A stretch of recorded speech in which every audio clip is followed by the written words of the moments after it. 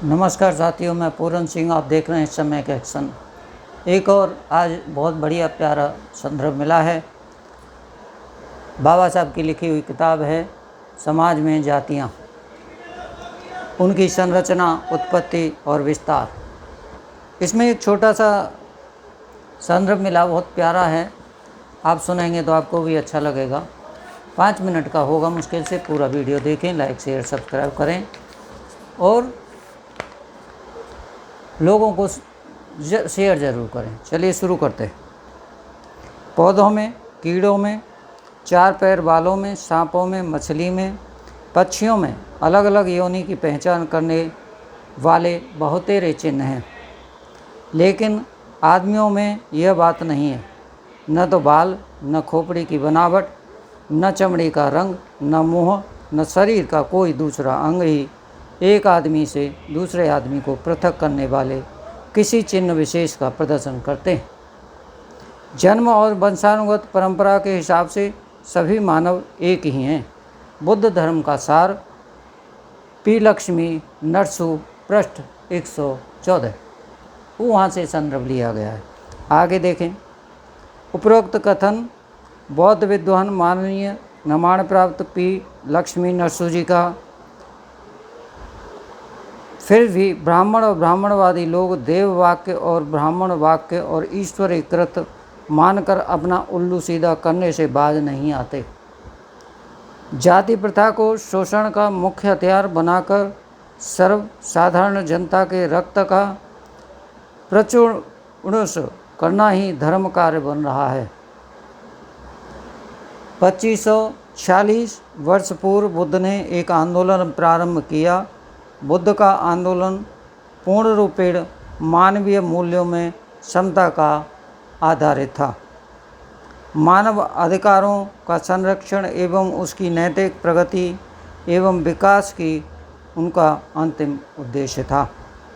बुद्ध के महापरिनिर्वाण के पश्चात भारत में कई शताब्दियों तक समता असमता विषम संघर्ष चलता रहा। एक तरफ बुद्धवादी, दूसरी ओर ब्राह्मणवादी जातिवादी। 8वीं शताब्दी के आते आते इस्लाम के प्रादुर्भाव के प्रभाव, ब्राह्मणी षड्यंत्र एवं राजशाही में ब्राह्मणवादी वर्चस्व ने बुद्ध की समानतावादी व्यवस्था में सेंध लगाना आरंभ कर दिया। ब्राह्मणवादी व्यवस्था ने इस्लाम के आक्रांताओं से यह कहकर हाथ मिलाया, आप भी ईश्वरवादी, हम भी ईश्वरवादी, हम भी आत्मावादी, आप भी रूहवादी, आप भी अकेले किताब और हम भी वेद वाले। आपके यहाँ पैगंबर आए और हमारे यहाँ अवतार आए। आपके यहाँ फरिश्ते और हमारे यहाँ देवता। आपके यहाँ किस्मत तो हमारे यहाँ भाग्य। आपके यहाँ गुलाम और लोनियाँ तो हमारे यहाँ दासियाँ, देवदासियाँ। आपके यहाँ जन्नत दोजक तो हमारे यहाँ स्वर्ग और नरक। अतः आपकी व्यवस्था और हमारी व्यवस्था तो एक सी है। आपके यहाँ अशरफ और अजलफ, अलीज, कमीन को हमारे यहाँ ब्राह्मण, क्षत्रिय, वैश्य, शूद्र। 8वां चरण आ रहा है, ये 7 हो गए। तुम्हारी सेवा के लिए गुलाम, हमारी सेवा के लिए अतिशूद्र और अछूत आदि। फिर रही राजकाज की, सो हमारे यहाँ यह आदिकालीन सूत्र है, वीर भोग्या वसुंधरा, अर्थात यह धरती वीरों के भोगने के लिए ही तो बनी है। अतः हमारे आपके मौलिक सिद्धांत तो एक समान ही हैं। इसलिए झगड़ा काहे का, किसका?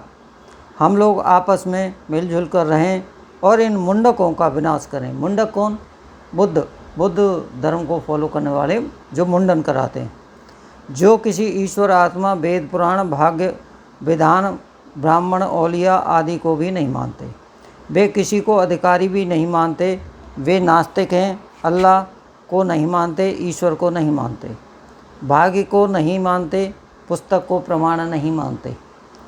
इस प्रकार ब्राह्मणवादी लोगों ने भारत में आने वाले प्रत्येक आक्रांता से मित्रता कर ब्राह्मणवाद का स्थापित करने में ही अपनी संपूर्ण ऊर्जा लगा दी। स्वार्थ और शक्ति प्राप्ति के लिए उन्होंने उनके धर्म संप्रदाय को भी अंगीकार कर लिया। भारत में असंख्य ऐसे उदाहरण मिलेंगे जो बाबा साहब की इस बात को प्रमाणित करते हैं। Peoples love property more than liberty, अर्थात लोग स्वतंत्रता से अधिक संपत्ति से प्यार करते हैं। इसको साकार करने में अग्रणी इस देश के वही लोग हैं जो अपने परिवार के रक्त की पवित्रता और जातीय उच्चता का दम भरते हैं। आज इतना ही साथियों, आपने पूरा वीडियो देखा उसके लिए थैंक यू।